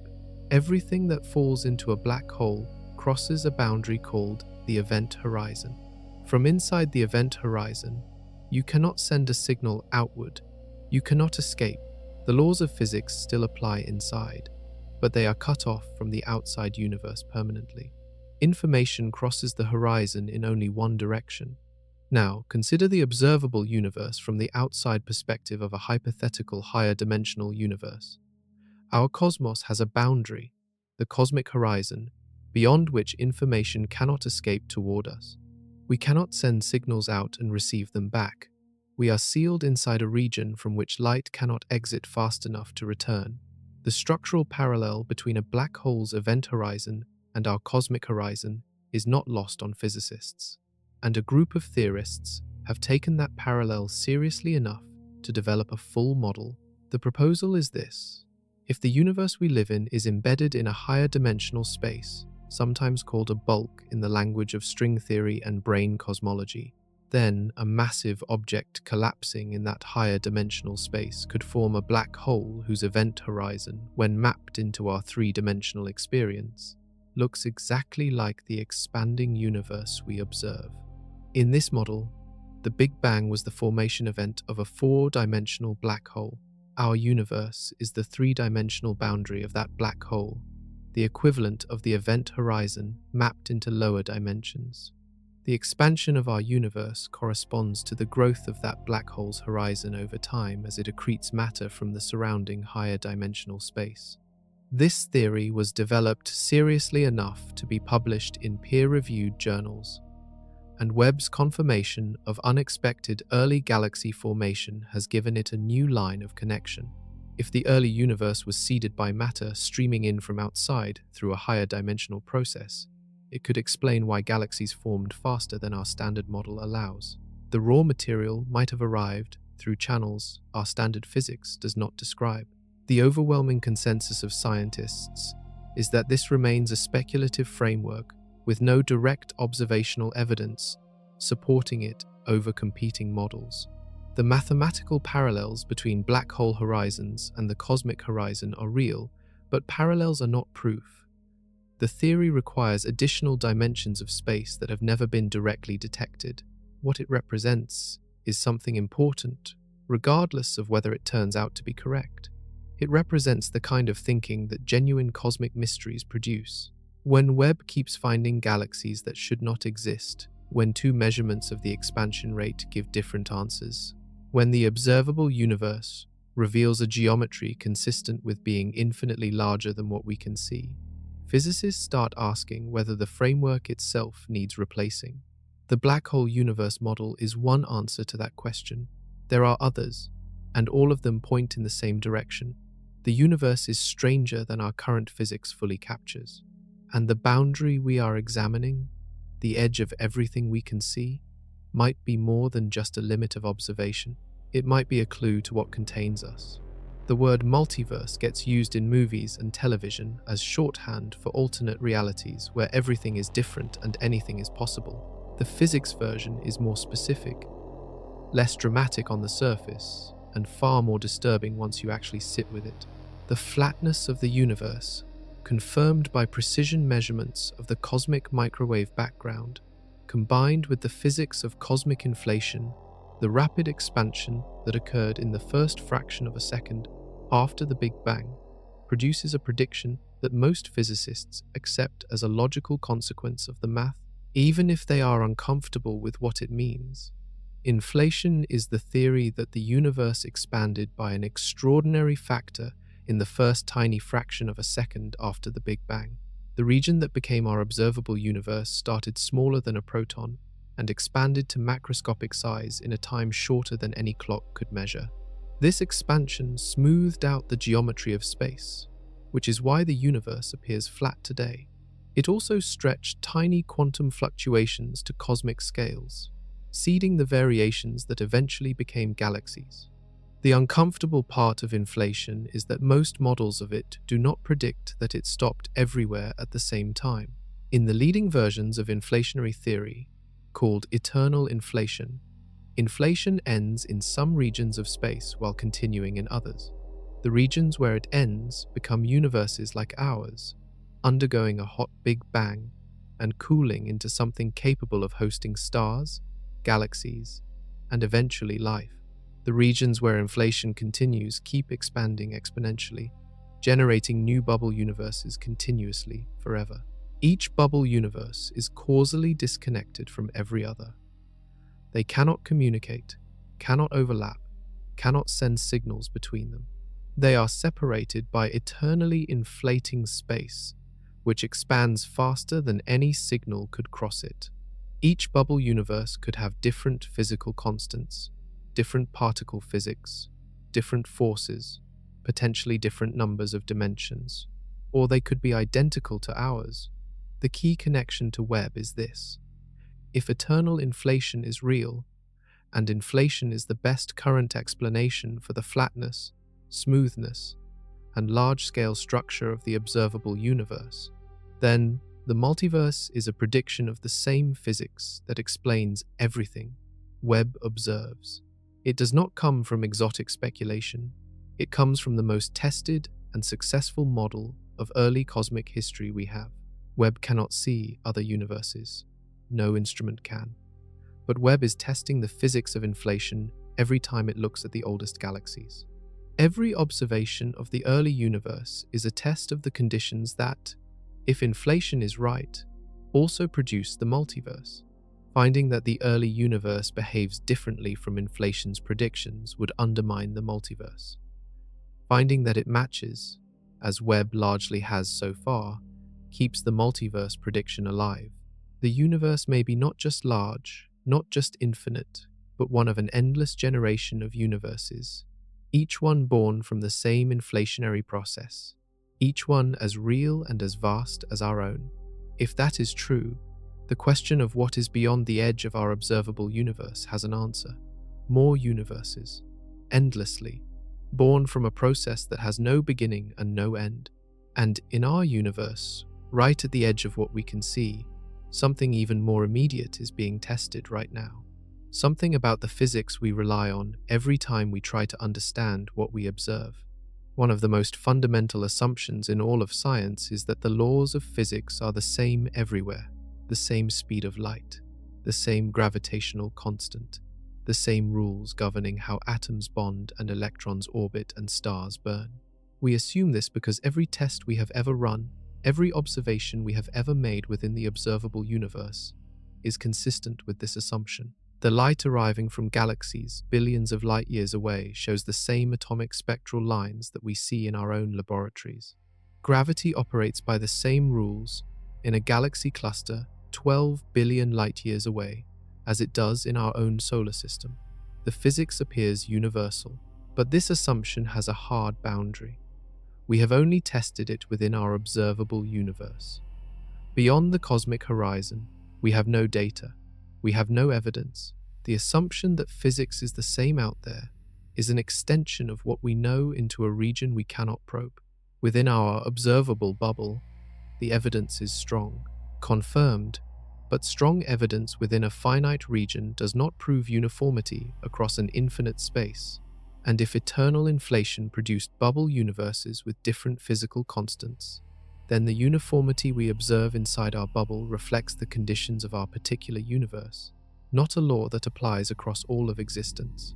Even within our observable universe, scientists have looked carefully at whether the constants of physics might vary with direction or distance. Some studies have found hints of directional variation in the fine structure constant, a number that governs how strongly charged particles interact, with slightly different values measured in different directions across the sky. These results are contested and not yet confirmed. Unknown. If real, they would suggest the laws of physics shift slightly across the observable universe itself, not just beyond it. The laws of physics at the edge, near galaxies like MOME, Z14, appear consistent with local physics. The spectral lines in those ancient galaxies match what chemistry and atomic physics predict. Gravity organized those galaxies in ways consistent with known gravitational mechanics. So far, the laws hold, but there are gaps. The mature galaxy problem, the Hubble tension, the unknown nature of dark energy and dark matter.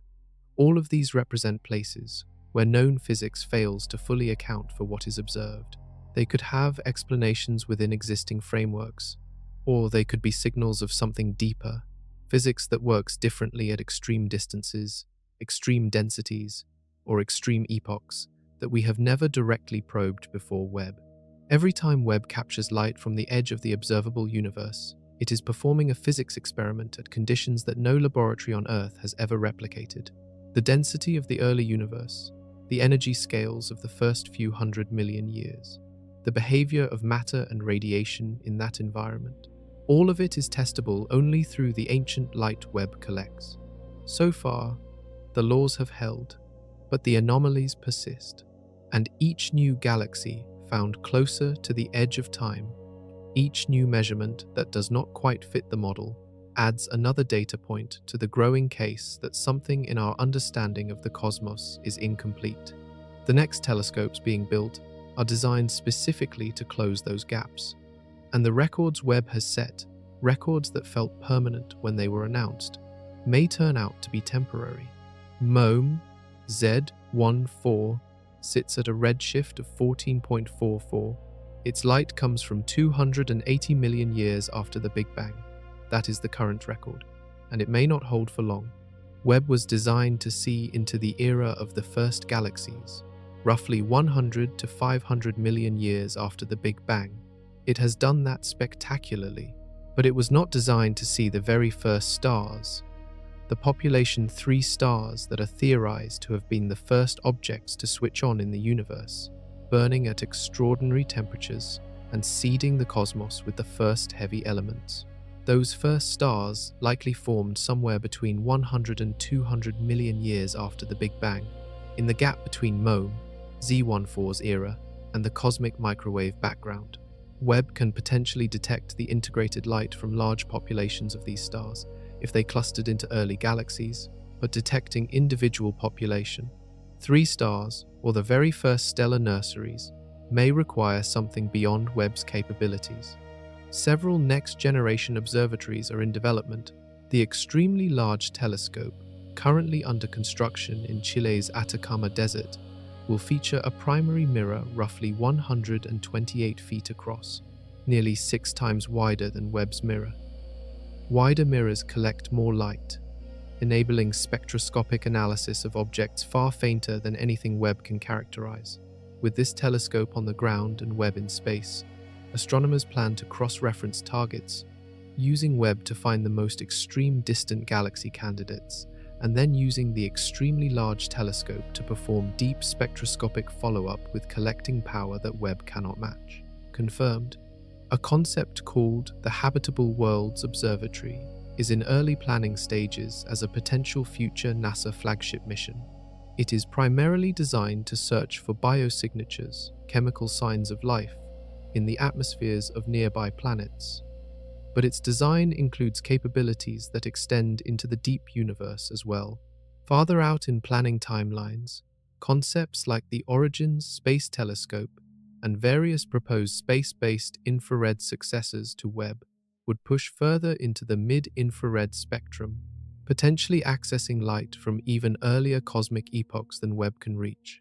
The population 3-star era, that window between the cosmic microwave background and the first confirmed galaxies, is the final observational frontier.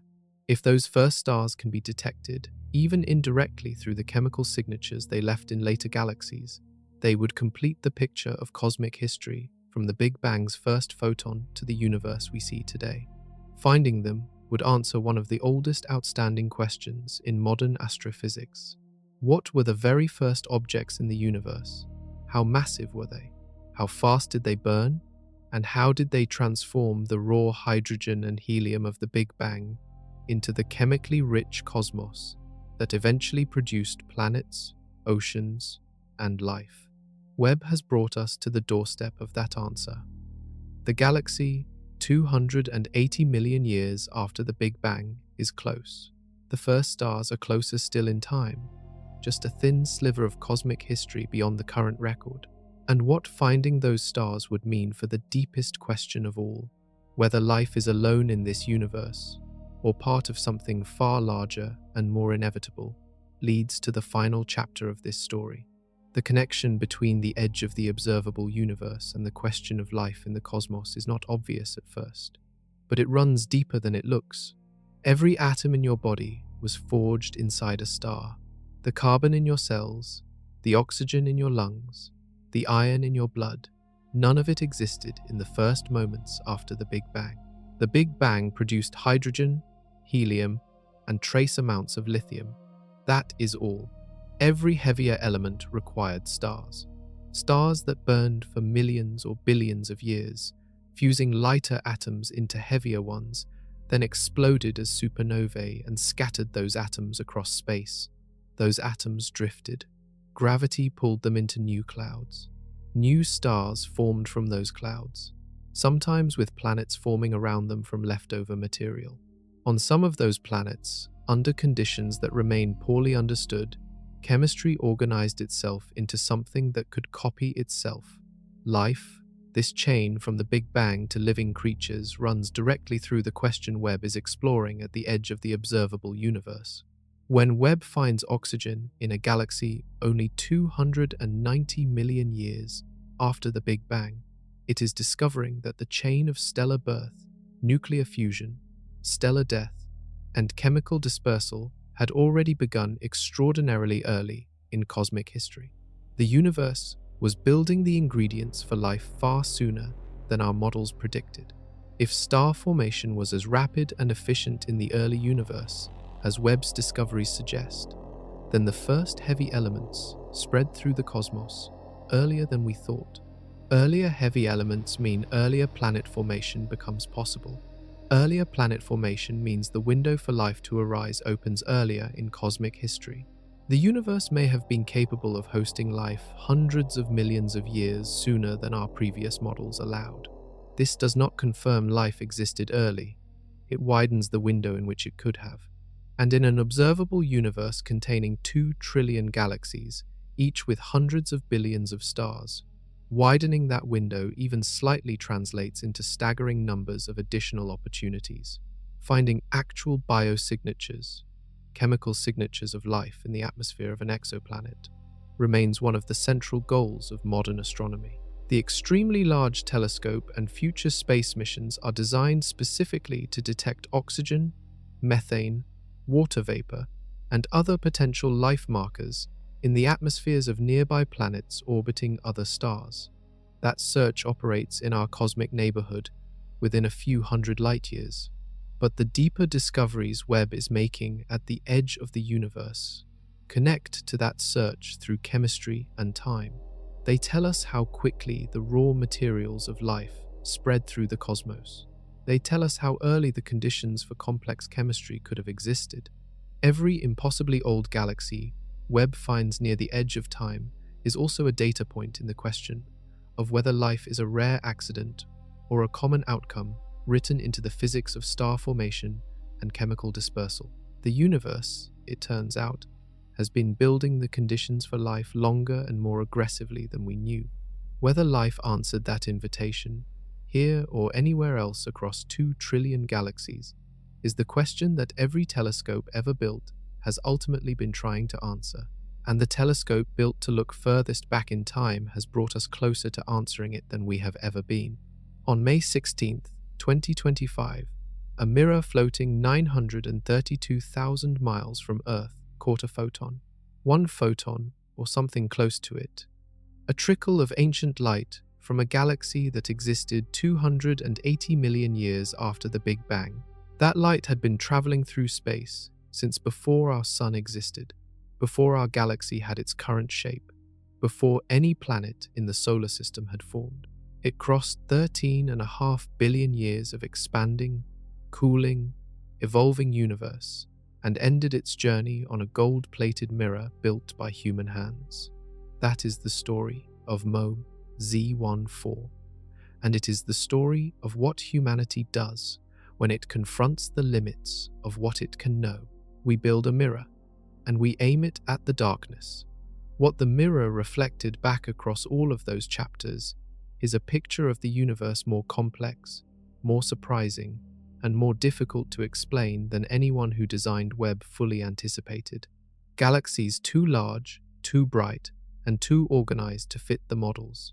An expansion rate that 2 independent methods of measurement refuse to agree on. A cosmic horizon that marks the edge of our knowledge but hints at something infinite beyond it.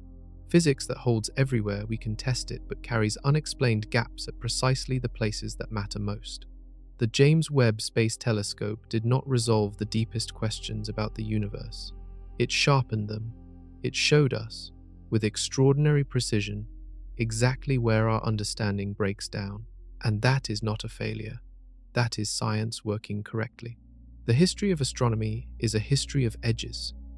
Every generation of humans built the best instrument it could, pointed it at the sky, and found something that pushed the known boundary outward. Galileo pointed a small glass tube at Jupiter and found moons. Hubble pointed a ground telescope at the sky and found that the fuzzy patches previously called spiral nebulae were entire galaxies, millions of light years away, transforming a universe of stars into a universe of galaxies. The cosmic microwave background revealed a universe with a beginning. The discovery of dark energy revealed a universe with an accelerating end. Webb revealed a universe that formed faster, stranger, and more violently than we knew. A universe whose first 300 million years produced structures that our best physics still cannot fully explain. A universe sitting inside a geometry consistent with being infinite. A universe whose expansion rate contains a mathematical contradiction that neither instrument error nor careless science can explain away. MOME Z14 is the current furthest point. The deepest look, the oldest confirmed light. 280 million years after the Big Bang, the universe was already building something large enough to signal across the entirety of cosmic history. We received that signal, we decoded it, we published it in a scientific journal in 2026 and confirmed it with every tool available. And now we are building telescopes larger than any before, aimed at the sliver of cosmic history that sits between MOME Z14 and the cosmic microwave background, the last unlit stretch between our instruments and the absolute beginning. The edge is not a wall, it is a question. And every time we have ever built a better mirror, the universe has answered. What comes next will be stranger still. That is the one thing we can say with complete confidence. We are not finished looking.